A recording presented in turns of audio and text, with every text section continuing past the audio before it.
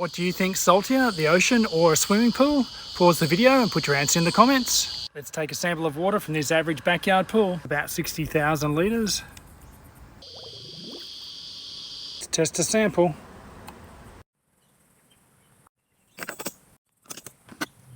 Salt level of 4,748 parts per million and a chlorine level of 4.48 parts per million. Okay, so swim right out and get a sample out there. Keep going, further out, keep going. Okay, so let's test the ocean sample. 9999, that's an error, it's off the scale. Dilute by a factor of 2, and then dilute by a factor of 2 again, so it's within range for the machine. So I had to dilute the ocean sample by half and then half again to get it in range to be tested. And so if we work backwards, we see that the ocean is about 5 times more salty than the average backyard swimming pool. That's about 25 to 30,000 parts per million of salt, so much more salt, but much less chlorine compared to a backyard swimming pool.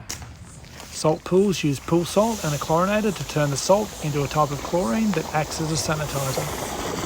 For more helpful hints and tips to look after your pool, check out our YouTube channel for more.